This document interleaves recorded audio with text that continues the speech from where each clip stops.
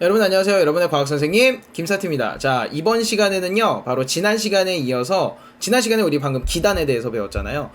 지난 시간에 이어서 두 번째 시간, 바로 전선에 대해서 한번 배워보도록 하겠습니다.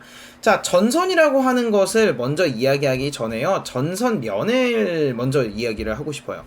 이 전선면이라고 하는 것은요, 자, 성질이 다른 두 기단이 만나서 생긴 경계면을 우리는 전선면이라고 이야기를 합니다. 자, 그림을 한번 보실게요. 그림을 보시면은 여기요, 요 위에 지금 여기 지금 따뜻한 공기랑 찬 공기랑 이렇게 만나는 요 경계면을 우리는 전선면이라고 이야기를 하고요. 이 전선면이 지표면과 만나는 경계면, 그러니까 즉 여기 있죠? 요 부분 있잖아요. 전선면하고 지금 지표하고 만나는 요 부분을 우리는 전선이라고 이야기를 합니다. 여러분들이 전선과 전선면을 확실하게 여러분들이 구분을 하고 계셔야 되실 것 같습니다. 자, 그런데 이 전선을 경계로요, 기온, 습도, 바람이 굉장히 크게 많이 달라진다라고 합니다. 즉, 날씨 변화가 굉장히 심하다는 거죠. 이 전선면을 경계로 해서요. 자, 그림을 다시 한번 보죠. 자, 요쪽은 지금 따뜻한 공기고요. 요쪽은 찬 공기입니다, 여러분들. 따뜻한 공기와 찬 공기. 자, 두 가지 케이스를 여러분한테 말씀을 드릴 거예요. 원래 따뜻한 공기가 있었어요. 따뜻한 공기가 있는데 찬 공기를 갖고 있는, 차가운 성질을 가지고 있는 기단이 두두두두두 하고 다가오는 요런 경우가 있을 거고요. 그 다음에 원래 차가운 공기를 갖고 있었는데 따뜻한 기단이 두두두두두 하고 다가오는 요런 두 가지 케이스가 있을 겁니다. 요런 두 가지 케이스를 여러분들이 구분을 해 주셔야 되는데, 잠깐만요. 이거를 제대로 나가기 전에 여러분들 밀도의 차에 대해서 한번 생각을 한번 해보죠. 자, 둘 중에서 누가 밀도가 더 큰가요? 자, 차가운 공기 같은 경우는 얘네들은 부피가 굉장히 작죠. 자, 부피가 작아요.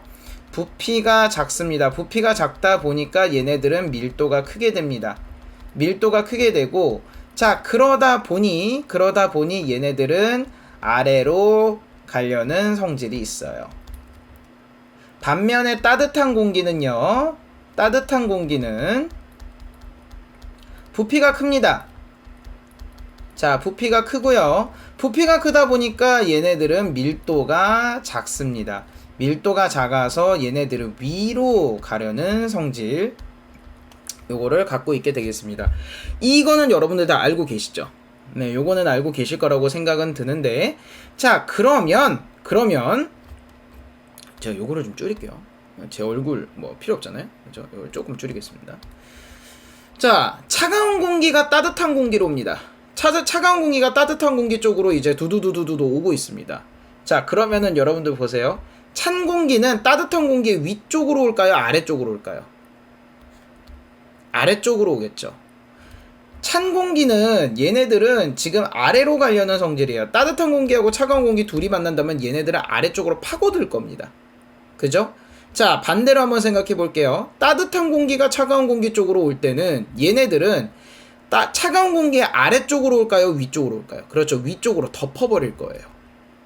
무슨 말씀인지 아시겠죠? 자, 근데 요 1번 케이스하고 2번 케이스 중에서 어떤 게 훨씬 더 급격하게 위로 확 상승을 할까요, 친구들? 덮어버리는 걸까요? 아니면은 밑으로 이렇게 파고드는 걸까요? 그렇죠. 얘네들이 밑으로 파고드는 것이 훨씬 더 급격하게 상승을 하게 되겠습니다. 반면에 얘네들이 위로 덮어버리는 건요, 천천히 이렇게 덮어버리게 됩니다. 천천히 따뜻한 공기가 차가운 공기 타고 그냥 위로 올라가게 되는 겁니다. 아시겠죠? 자, 여러분들 바로 지금 전선의 종류 두 가지를 제가 지금 설명을 드렸거든요.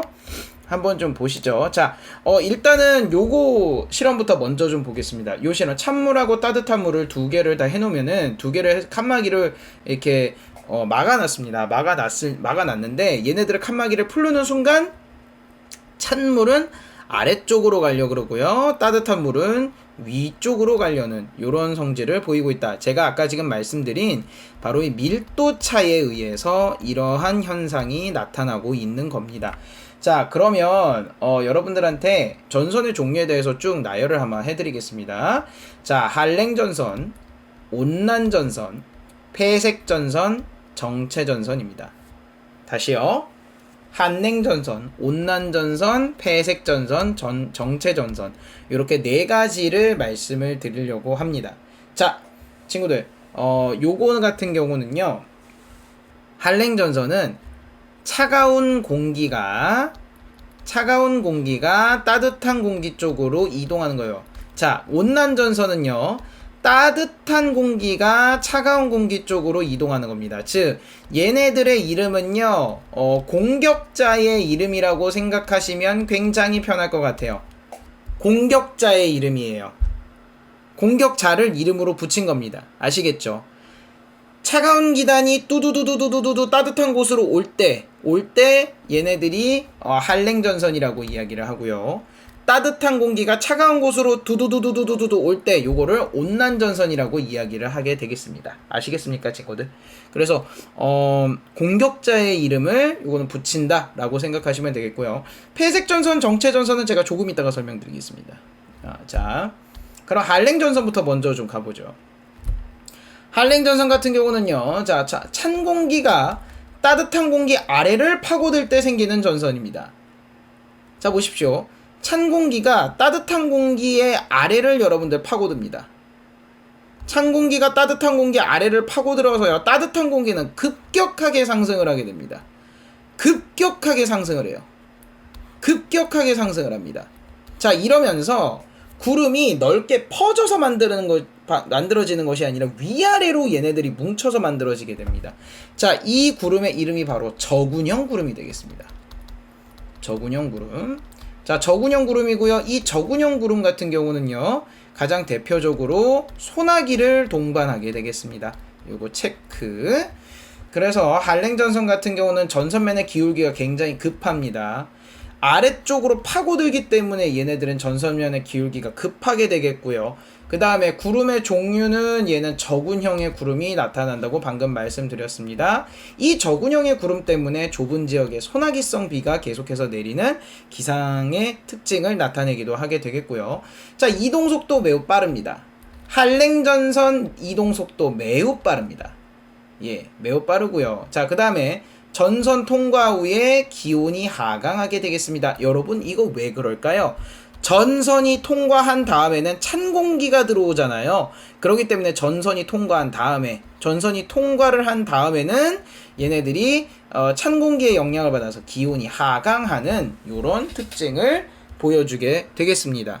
자, 그러면 온난전선에 대해서 한번 보죠. 온난전선 같은 경우는요, 따뜻한 공기가 공격자예요. 온난전선이잖아요. 그렇지 않습니까? 따뜻한 공기가 차가운 공기 쪽으로 오게 됩니다. 자, 여기는요, 아래로 파고들 수 없다 그랬습니다. 아래로 파고들 수 없다 보니 얘네들은 따뜻한 공기가 서서히 찬 공기 위로 쭉 덮어버리는 이런 형국을 보이게 되고 있습니다. 자, 그래서 이렇게 해서 나타나다 보니까 기울기, 전선면의 기울기, 이 전선면의 기울기가 굉장히 완만합니다. 아까랑 굉장히 좀 다르죠. 아까 같은 경우는 굉장히 급격하게 전선면이 지금 형성이 되고 있는데, 여기서는 지금 완만하게 지금 전선면의 기울기가 형성이 되고 있습니다. 그러다 보니 구름이 만들어지는 게 급격하게 위로 올라가는 것이 아니라 살살 덮어서 천천히 구름이 올라가면서 상승을 하면서 만들어집니다. 그러다 보니까 층운형 구름이 만들어진다. 예, 층운형 구름. 그리고 층운형 구름은요, 이렇게 급격하게 한쪽에서 마구마구 만들어지는 것이 아니라 넓게 퍼지면서 만들어지기 때문에 넓은 지역에 지속적으로 비가 내린다. 예, 요렇게 생각하시면 되겠습니다. 소나기성이 아니라 지속적으로 넓게 조금씩 비가 내린다. 요렇게 보시면 되겠습니다. 자, 그리고 온난전선의 속도 굉장히 느립니다. 요거 특징입니다. 요거 꼭 기억해 주시고요. 자, 그 다음에 전선이 통과합니다. 따뜻한 공기가 차가운 공기 쪽으로 통과합니다. 이 전선이 통과하고 나면은 얘네들은 따뜻한 공기의 영향을 받아서 기온이 어떻게 돼요? 상승하는 결과를 가지고 오게 되겠습니다, 친구들. 자, 그래서 정리합니다. 한냉전선이 통과합니다. 한냉전선이 공기가 딱 이동을 하게 되면은 얘네들은 전선 주변에 좁은 지역에 소나기성 비가 오는데, 잠깐만요, 친구들. 잠깐만요. 여기 보시면 전선의 앞쪽에 비가 옵니까? 뒤쪽에 비가 옵니까? 전선의 뒤쪽에 비가 옵니다. 왜 그럴까요? 얘네들은 아래를 파고듭니다. 아래를 파고들어서 따뜻한 공기가 지금 이 전선의 위쪽으로 슉슉 이렇게 파고들게 된 거예요. 그럼 이렇게 해서 얘네들이 급격하게 올라가다 보니 전선은 얘네들은 아래쪽으로 쭉 계속해서 파고드는데 이 지금 상승한 이 공기 덩어리는 전선의 뒤쪽에 형성이 되게 됩니다. 그래서 비가 전선면의 뒤쪽에 이렇게 오게 되는 요런 성질을 가지게 되죠. 반면에 온난전선 같은 경우는요, 빨간색으로 쓸게요. 온난전선 같은 경우는요, 얘네들은 따뜻한 공기가 찬 공기 지금 위로 덮어버립니다. 위로 덮어버리다 보니까 전선의 앞쪽에 지금 비가 내리게 되겠습니다. 그래서 전선 앞쪽에 넓은 지역에 지속적인 비를 뿌리게 되겠다. 요렇게 여러분들이 생각을 하시면 되겠습니다. 자, 그래서 한냉전선은 전선 뒷면, 전선 뒤, 혹은 전선 주변, 그 다음에 온난전선은 전선 앞쪽. 요거 꼭 기억해 주십시오. 굉장히 중요합니다. 아시겠죠? 네, 요거 여러분들 키포인트니까 꼭 알아주시면 좋을 것 같고요. 자, 이제 정체전선에 대해서 이야기를 한번 하겠습니다. 정체전선 같은 경우는요, 한냉전선하고 온난전선하고 얘네들이 이제 만나게 된 거예요. 둘이 이렇게 만나게 된 거예요. 자, 여기 보시면요, 세력이 비슷한 두 기단, 여러분 보시면은요, 여기 같은 경우는요, 이 온난전선 같은 경우는 얘네들이 찬 공기하고 더운 공기 중에서 지금 누가 세력이 더 큰 것 같으세요? 따뜻한 공기가 세력이 커요. 그러니까 얘네들이 타고 올라와 버리는 거잖아요. 한냉전선 같은 경우도요, 요거 같은 경우도 지금 차가운 공기가 세력이 훨씬 더 큽니다. 그러니까 얘네들이 파고 들어가죠. 그죠? 자, 근데 정체전선 같은 경우는요, 지금 얘기하려고 하는 이 정체전선은 두 개의 기단의 세력이 굉장히 비슷합니다. 예를 들면 우리나라에서 자, 위쪽에 시베리아 기단 플러스 오호츠크의 기단, 얘네와 그 다음에 북태평양 기단, 얘네가 서로 세력이 비슷해가지고요, 누구 하나 물러서려고 하지 않는 애들이에요. 자, 그래서 얘네들이 두 기단이 세력이 비슷해서 오랫동안 머물면서 생기는 전선, 요게 바로 정체전선이 되겠습니다. 이 정체전선이 되겠고요. 이 정체전선의 가장 대표적인 것이 바로 우리나라 초여름에 발생하게 되는 장마전선이 바로 정체전선이 되겠습니다. 자, 반면에 폐색전선에 대해서 말씀을 좀 드리겠습니다. 이 폐색전선은 사실 얘네들이 전선이 소멸되기 직전에 나타나는 현상인데, 자, 이게 어떤 거냐면요, 얘네들 아까 정체전선 같은 경우는 얘네들이 서로 마주보는 요런 형국이었어요. 마주보는 형국이었는데 얘네들은 지금 둘 다 방향이 똑같아요. 자, 잠시만요. 누가 속도가 훨씬 더 빠르다 그랬죠? 그렇죠. 한냉전선이 훨씬 더 속도가 빠르다 그랬습니다. 온난전선과 한냉전선이 얘네들이 같은 방향으로 쭉 가고 있는데, 한냉전선이 속도가 훨씬 더 빠르다 보니까 얘네들을 추월하게 됩니다. 추월하는 과정에서 이게 한냉전선과 온난전선이 두 개가 만나게 되는 요런 전선을 우리는 폐색전선이라고 이야기를 합니다. 폐색전선이라고 이야기를 해요. 자, 그래서 얘네들이 요렇게 만나고 난 후에는 이런 전선면 자체가 소멸이 되겠습니다. 네, 소멸이 되는 요런 특징을 가지고 있는 것이 바로 폐색 전선이 되겠습니다, 친구들. 자, 여러분들한테 지금 전선을 4가지를 말씀을 드렸습니다. 총 4가지 말씀을 드렸어요. 다시 한냉전선, 온난전선, 폐색전선, 정체전선. 각각의 특징들 여러분 잘 기억해 주시고요. 그 다음에 얘네들이 나타나는 특징들 있잖아요. 얘네들이 갖고 있는 특징들, 강수의 특징이라든지 아니면 날씨의 특징이라든지 이런 것들을 여러분들이 잘 기억해 주시면 굉장히 도움이 많이 될 것 같습니다. 그 다음에 제가 말씀드렸던 폐색전선하고 정체전선은 그렇게 여러분들 막 머리를 싸매고 이게 도대체 뭐지라고 파실 필요는 없으실 것 같아요. 정체전선이란 게 뭐다? 폐색전선이란 게 뭐다? 요거 정도만 여러분이 알고 계시면 될 것 같습니다.